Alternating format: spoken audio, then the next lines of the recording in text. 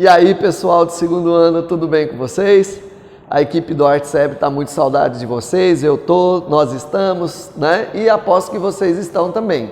Tudo vai passar, o isolamento social vai se dispersar depois e vocês virão para cá para a aula novamente, beleza? Por enquanto, a gente está entrando na casa de vocês através de vídeos. Espero que o objetivo de vocês de estudar e passar no vestibular não esteja em isolamento também. Tem que estar o quê? Tem que estar em andamento, certinho? Vamos lá. Hoje, na aula passada, nós vimos tipos de fluxos migratórios. E hoje nós vamos ver fluxos migratórios internacionais. Gente, é muito batido isso em prova de vestibular, é muito tranquilo, é muito fácil, certo? É só você pegar o esqueminha e ir treinando com as questões que o material didático te oferece muito, certinho?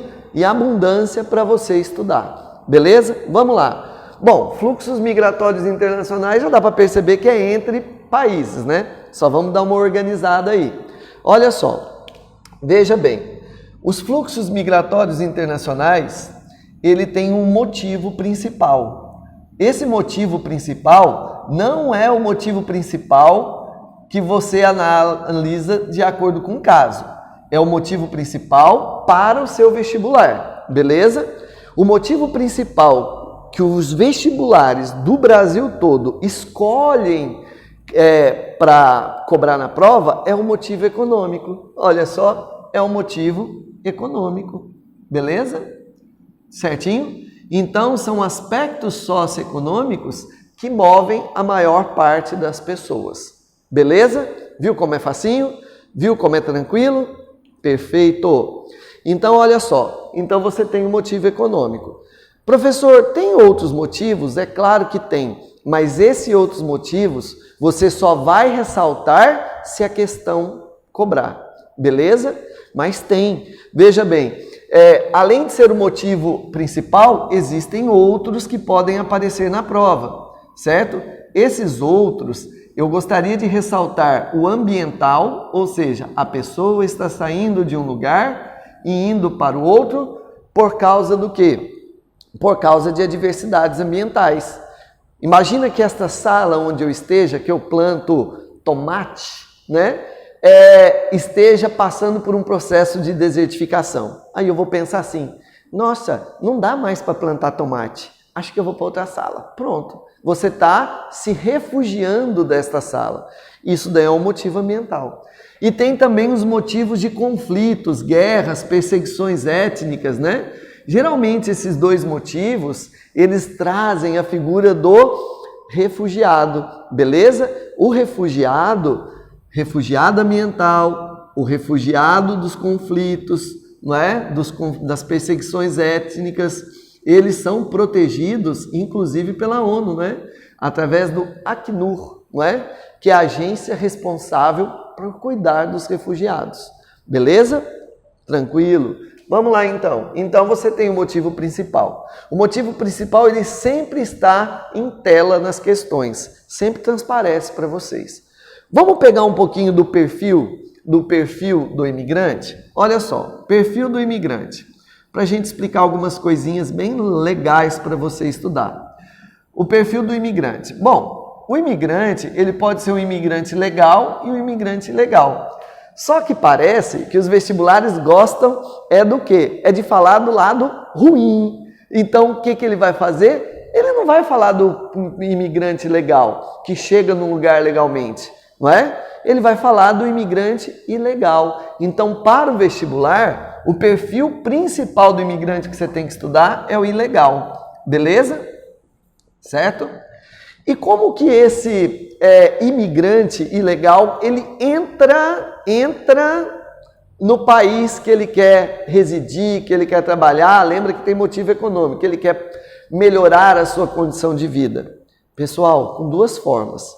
Como que ele vai entrar? Olha para você ver como que a gente enxuga a matéria para provas de vestibular. Ó, ele ou entra mentindo a sua entrada nesse lugar, que é uma entrada ilegal, ou seja, você tem que lembrar que esse imigrante ele é invisível, lembra disso, ele é invisível. E como que ele é invisível no território que ele chega? Ou ele entra invisível ou ele se torna invisível, certo? Imagina, você está nesta sala, né? Ó, nessa sala aqui, aí entra uma pessoa, ele pode entrar e falar assim, sou aluno, professor, e vim assistir a sua aula, certo? Mas ele não é aluno, certo?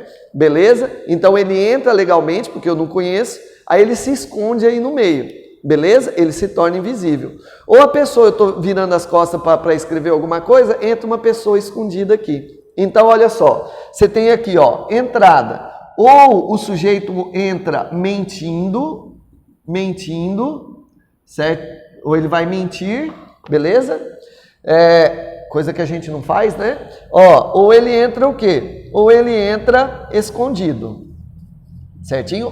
O mentir, ele se torna escondido, né? Vou dar um exemplo aqui. Brasileiro faz muito isso. Eu vou estudar na Inglaterra, vou fazer inglês. Ganho um visto de 4 meses. Teoricamente, quando der 4 meses, eu volto para casa, né? Aí eu fico por lá, fico escondido, né? Trabalho no barzinho, né? Até alguém me pegar e trazer, né? Beleza? E for o quê? E eu ser extraditado, né? Mas olha só que bonitinho, gente. Deportado, eu ser deportado, né? Eita, eu menti, né?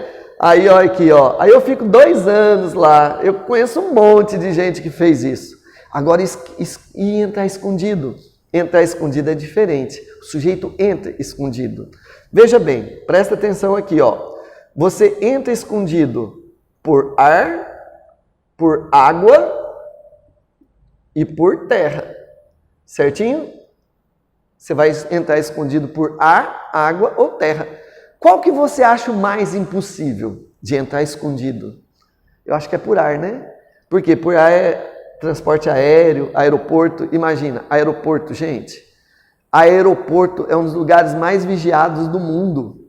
Principalmente os principais aeroportos dos países mais ricos, né? Imagina, aeroporto daqui de Imperatriz, aqui. Uma vez eu estava passando com uma lixinha de unha, o sujeito fez eu tirar tudo da mala para ver o que era. Ele achava que era uma espada, uma faca, um punhal, que eu iria furar o vidrinho do avião, para o avião cair. Claro que não, né? Olha só, é difícil pra caramba. Agora, olha só, água e terra é mais fácil, né? Nadar, andar, tá? Vamos ver andar. Estou aqui no Brasil, em Imperatriz, vou até o Rio Grande do Norte e nado até Portugal. Nossa, muito bacana. Nadar 3.000 quilômetros. Dá? Não, né?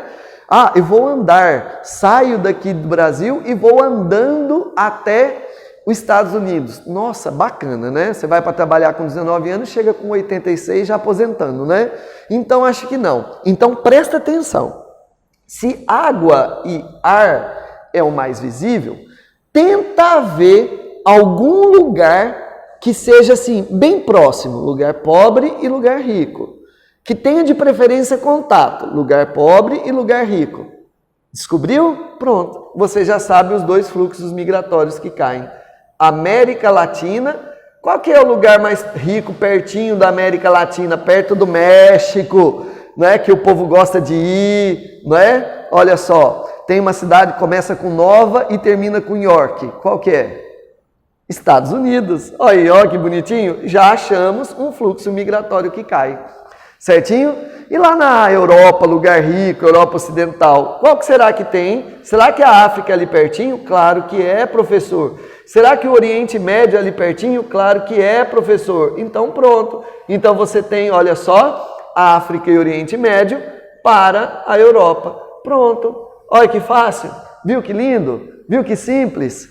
Ah, professor, o meu primo que é japonês foi para o Japão e lá ele trabalha. Ele é imigrante? É, mas ele vai cair em outro contexto. Ele vai cair nos fluxos migratórios internacionais com foco no Brasil.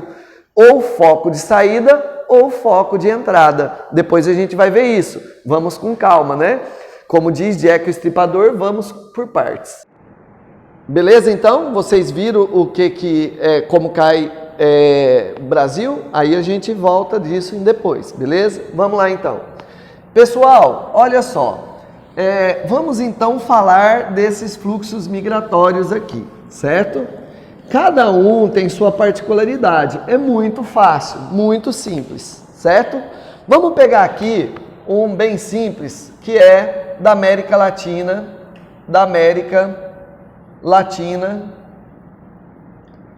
para os Estados Unidos. Vamos lá. Gente, é muito simples. Se você pegar o esquema, dá tudo certinho para você na prova. Ó, veja bem. Primeira coisa, é um fluxo migratório de motivo econômico, certo? Motivo econômico. Ah, professor, por que você fala que é econômico? Certo?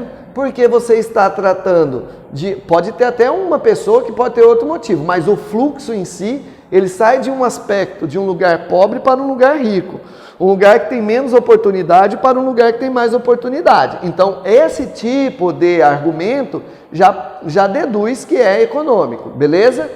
Tá, vamos lá. Olha só, qual que é o perfil do imigrante? O perfil do imigrante, ele vai ser ilegal, que a gente já até viu isso, e ele vai ser homem, a maioria vai ser homem. A ideia é o seguinte: vou para lá trabalhar muito e mandar o dinheiro para a minha família que fica no México.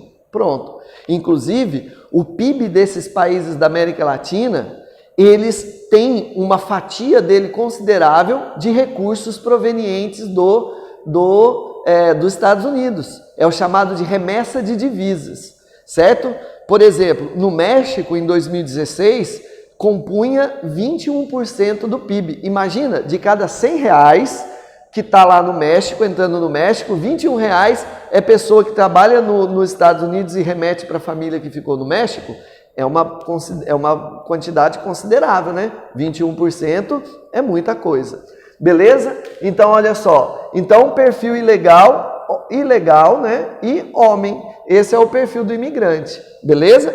Quando o homem vai sozinho, já corrobora, né? Já confirma o aspecto essencialmente econômico do fluxo migratório. Certinho? Vamos lá, então. Olha só. Qual que é a característica da rota? A gente vai chamar de rota terrestre. Beleza? Porque realmente há contato físico entre Estados Unidos e México. Existe uma rota marinha de cubanos saindo para a Flórida, mas essa daí é muito particularizada.